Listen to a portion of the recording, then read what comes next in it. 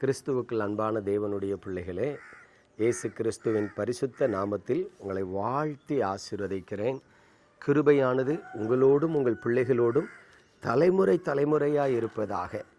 எனக்கு அன்பானவர்களே, நாம் கடைசி காலத்தில் வாழ்ந்து கொண்டிருக்கிறோம் என்று வேதத்தில் அப்போஸ்தலர்கள் காலங்களிலே சொல்லப்பட்டிருக்கிறது. ஏனென்று சொன்னால், இந்த நாட்களிலே நாம் செய்திகளை கேள்விப்படுகிறோம். என்ன செய்திகளை கேள்விப்படுகிறோம்? இயேசு கிறிஸ்து மிக திட்டமாக சொன்னார், நீங்கள் யுத்தங்களையும் யுத்தங்களின் செய்திகளையும் கேள்விப்படும் பொழுது இதோ நான் வாசற்படியிலே வந்திருக்கிறேன் என்பதை அறிந்து கொள்ளுங்கள் என்று சொன்னார். இந்த நாட்களில் நம்மை சுற்றிலும் எங்கும் யுத்தங்கள் நடந்து கொண்டிருக்கிறதை நாம் பார்க்கிறோம். ரஷ்யா உக்ரைன் யுத்தம் நடந்து கொண்டிருக்கிறதை பார்க்கிறோம். பாகிஸ்தான் ஆப்கானிஸ்தான் ஒருவேளை யுத்தம் நடந்து கொண்டிருக்கிறத பார்க்கிறோம். ஒருவேளை ஈரான் இஸ்ரேல் யுத்தம் நடந்து கொண்டிருக்கிறத பார்க்கிறோம். தொடர்ச்சியாக கிட்டத்தட்ட 5 ஆண்டுகளுக்கு மேலாக நம்மை சுற்றி யுத்தங்கள் நடந்து கொண்டிருக்கிறது. ஆண்டவர் சொன்ன வார்த்தை நிறைவேறி கொண்டிருக்கிறது. அதாவது கொள்ளை நோய்கள் வந்து கொண்டிருக்கிறது.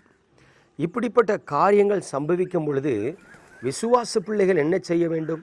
இயேசு கிறிஸ்து வாசற்படியிலே வந்து விட்டார் என்பதை அறிந்து கொள்ள வேண்டும் என்று வேதம் சொல்லுகிறது. ஆனால் இன்றைக்கு நாம் இயேசு கிறிஸ்து வாசற்படியிலே வந்து விட்டார் என்கிற உணர்வோடு கர்த்தரை ஆராதிக்கிறோமா என்பதை கவனித்து பாருங்கள். இல்லை. இன்றைக்கும் நம்ம என்ன பண்ணுறோம்னா, பெண் எடுத்து கொண்டிருக்கிறோம். இன்றைக்கும் நாம் உலக பிரகாரமான ஆசீர்வாதங்களுக்காக கவலைப்பட்டு கொண்டிருக்கிறோம். இன்றைக்கும் நாம் ஒருவேளை இந்த உலகத்தில் ஆசீர்வாதமாய் வாழ்கிறதற்கே பிரயாசப்பட்டு கொண்டிருக்கிறோம். கிறிஸ்துவுக்குள் ஆயத்தப்பட்டவர்களாக வாழாமல் இருக்கிறோம். இது எத்தனை பரிதாபம் பாருங்கள். இதை குறித்து தான் பரிசுத்த யூதா எழுதின பொதுவான நிருபத்திலே 3ஆம் வசனத்தில் அவர் சொல்லுகிறார், பிரியமானவர்களே, பொதுவான இரட்சிப்பை குறித்து உங்களுக்கு எழுதும்படி நான் மிகவும் கருத்துள்ளவனாய் இருக்கையில் பரிசுத்தவான்களுக்கு ஒரு விசை ஒப்பு கொடுக்கப்பட்ட விசுவாசத்திற்காக நீங்கள் தைரியமாய் போராட வேண்டும் என்று உங்களுக்கு எழுதி உணர்த்துவது எனக்கு அவசியமாய் கண்டதென்று சொல்கிறார். பரிசுத்தவான்களுக்கு கொடுக்கப்பட்ட விசுவாசம் என்பது என்ன? நல்லா கவனிங்க.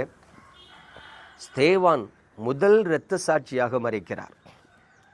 ஒருவேளை அப்பொழுதுதான் அப்போஸ்தலர்களுடைய ஊழியங்கள் ஆரம்பமாகிறது. இயேசு கிறிஸ்து மரித்து பரமேறி சென்ற பின்பு அப்போஸ்தலர்களுடைய ஊழியங்கள் ஆரம்பமாகிறது. அப்படி அப்போஸ்தலர்கள் ஊழியங்கள் ஆரம்பமாகும் பொழுது அந்த ஊழியத்தை மகிமையாய் செய்து கொண்டிருந்த ஸ்தேவான் முதல் இரத்த சாட்சியாக அப்போஸ்தலர்கள் காலங்களிலே மரிக்கிறான் என்று சொல்லி பார்க்கிறோம். அடுத்ததாக நீங்கள் கவனித்து பாருங்கள். பரிசுத்த பவுல் அப்போஸ்தலன் சொல்லுகிறார், என் சரீரத்தை விட்டு நான் பிரிந்து கிறிஸ்துவோடு இருப்பது எனக்கு மிகுந்த ஆசை என்று சொல்லுகிறார். ஆனாலும் சரீரத்தில் தரித்திருக்கிறது உங்களுக்கு பிரயோஜனமாக இருக்கிறபடியினால் நான் இருக்கிறேன் என்று எழுதி வைத்திருக்கிறார். நீங்கள் பரிசுத்தவான்கள் கடந்து வந்த பாதையை பாருங்கள். பேதுரு கைது செய்யப்பட்டு சிறைச்சாலையில் இருக்கும் பொழுது எதை குறித்தும் கவலை இல்லாமல் நிம்மதியாக தூங்கினார் என்று பார்க்கிறோம். எப்படி ஒரு மனிதனுக்கு நாளைய தினத்தில் கொலை செய்யப்பட போகிறோம் என்று சொல்லி தெரிந்தால் நிம்மதியான தூக்கம் வரும்? பேதுருவுக்குள்ள தெரியும், நான் மரித்தால் என் கர்த்தர் எப்படி பரமேறி சென்றாரோ அதே போல என் கர்த்தர் இருக்கிற ஸ்தலத்திற்கு நானும் சென்று விடுவேன் என்கிற அந்த உறுதியான நிச்சயம்தான் பேதுரு கைது செய்யப்பட்டு சிறைச்சாலையில் தள்ளப்பட்ட பொழுது நிம்மதியான உறக்கத்தை கொண்டு வந்தது. இன்றைக்குள்ள விசுவாசிகளை கவனித்து பாருங்கள். நாம் கிறிஸ்துவுக்குள் இப்படிப்பட்ட விசுவாசம் உள்ளவர்களாக இருக்கிறோமா? கடந்த நாளிலே ஒரு தாயார் என்னை ஜெபிக்க அழைத்தார்கள். அவர்களுக்கு கிட்டத்தட்ட 67 வயது இருக்கும். அவர்கள் கண்ணீர் விட்டு அழுதார்கள். நான் கேட்டேன், ஏன் இப்படி அழுகிறீர்கள் என்று சொல்லி. என்னால் நடக்க முடியல, என் முட்டுகள் எல்லாம் வலிக்கிறது, என் கை கால்கள் எல்லாம் சோர்ந்து போகிறது, என்னால் சாப்பிட முடியவில்லை, நான் நிம்மதியாகவே இல்லை என்று சொன்னார்கள். அந்த தாயாரை பார்த்து கேட்டேன், தவறாக நினைக்காதீர்கள், நான் உங்களிடத்தில் சில சத்தியத்தை சொல்லட்டுமா என்றேன். சொல்லுங்கள் என்று சொன்னார்கள். 30 வயதில் ஒருவன் விபத்தில் மரித்து விடுகிறான். 40 வயதில் ஒருவன் தன் மனைவி பிள்ளைகளை விட்டு மரித்து விடுகிறான். ஒருவேளை சிறு பிள்ளைகள் ஏதோ ஒரு பாவியால் கொலை செய்யப்படுகிறார்கள்.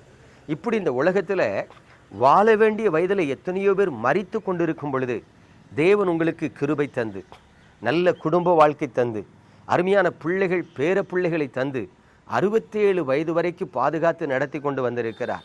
இந்த 67வது வயதில் உங்களுக்கு சில பலவீனங்கள் வருகிறது. நீங்கள் எத்தனை ஆண்டு காலம் இந்த பூமியில் வாழ வேண்டும் என்று ஆசைப்படுகிறீர்கள் என்று கேட்டேன். அந்த தாயாரிடத்திலிருந்து மறுபதில் வரவே இல்லை. அமைதலாக இருந்தார்கள். ஏன் அமைதலாக இருக்கிறீர்கள் என்று சொன்னேன். உடனே நீங்கள் என்ன சாக சொல்கிறீங்களான்னாங்க. உங்களை சாக சொல்லவில்லை, நீங்கள் பரலோகத்துக்கு போக வேண்டும், அந்த காலங்கள் நெருங்கி கொண்டிருக்கிறது என்பதை யோசிக்கிறீர்களா? ஒருவேளை ஆண்டவர் உங்களுக்கு 70 வயது வைத்திருக்கலாம், அல்லது ஒரு 75 வயது வைத்திருக்கலாம்.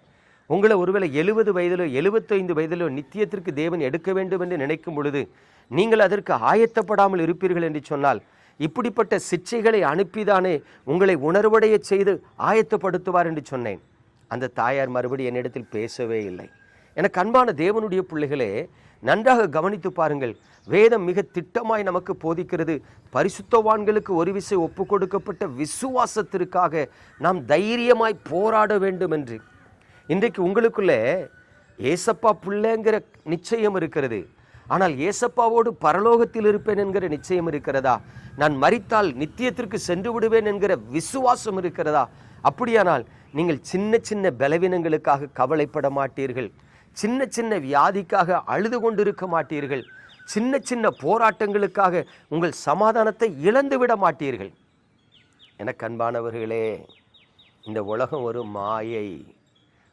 கொஞ்ச நாட்கள் இந்த பூமியில் வாழ்கிறதுக்கு தேவன் நமக்கு அனுமதி தந்திருக்கிறார். அவரோடு கூட இருப்பது தான் நித்திய பேரின்பம். தயவு செய்து உங்கள் விசுவாசத்தில் இந்த உலக ஆசீர்வாதங்களுக்காகவே ஜெபித்து ஜெபித்து நித்தியத்தை இழந்து விடாதிருங்கள். நான் இருக்கிற பட்டணத்தில் நிறைய டீச்சர்ஸ் இருக்கிறாங்க, பேங்க் ஸ்டாஃப் இருக்கிறாங்க, காலேஜ் ப்ரொஃபஸர்ஸ் இருக்கிறாங்க, இன்ஜினியர்ஸ் இருக்கிறாங்க.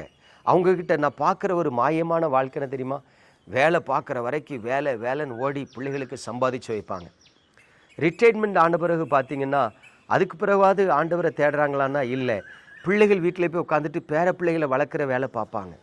நான் உங்களை பார்த்து நிறைய பேரை கேட்டிருக்கேன், ரட்சிக்கப்பட்டிருக்கீங்களா? அதான் பிறகு காலத்தில் பார்த்துக்கலாமே. யோசித்து பாருங்கள், படுக்கையில் விழுகிற வரைக்கும் சரியாய் கர்த்தரை தேடுவதில்லை. வியாதி வந்து சிறைப்பட்டு போகிற வரைக்கும் தங்கள் ஆத்தும ரட்சிப்பை குறித்து கவலைப்படுவதில்லை. மரண தருவாயில் மட்டுமே ஆண்டவரேன்னு அழுவார்கள். எப்படி கர்த்தர் இரக்கம் பாராட்டுவார்? பிரியமானவர்களே, எதற்காக அழைக்கப்பட்டோமோ அதற்காக நாம் போராட வேண்டும் என்று இயேசுவின் நாமத்தில் உங்களுக்கு புத்தி சொல்லுகிறேன். பரிசுத்தவான்களுக்கு கொடுக்கப்பட்ட விசுவாசத்திற்காக நீங்கள் போராடுங்கள். நித்திய ஜீவனை சுதந்திரித்து கொண்டோம் என்கிற விசுவாசத்துக்குள் வந்துவிட்டால் இந்த பூமியில் நீங்கள் கவலையற்றவர்களாய் வாழலாம், சந்தோஷமாக வாழலாம், ஆசீர்வாதமாக வாழலாம். ஜெபிப்போமா? பரிசுத்த பிதாவே, உமது கிருபையுள்ள கரத்தில் உமது பிள்ளைகளை தருகிறேன். என்னை பலப்படுத்துகிற கிறிஸ்துவினாலே எல்லாவற்றையும் செய்ய பலனுண்டு என்று சொன்னபடி உம்முடைய பிள்ளைகளை விசுவாசத்தில் பலப்படுத்தும். தேவன் அற்ற அஞ்ஞானிகளைப் போல அழுது கொண்டு புலம்பிக் கொண்டு சமாதானத்தை இழந்து கொண்டு இராதபடி உங்கள் கிருபையினால் தாங்கி நடத்தும். உங்கள் செட்டைகளுக்குள் மறைத்து நடத்தும். உங்கள் முகத்தை பிரகாசிக்க பண்ணும். நன்மையினாலும் கிருபையினால் இரக்கத்தினாலும் முடிசூட்டும். இயேசு கிறிஸ்துவின் அன்பின் நாமத்தில் பிதாவே, ஆமென்.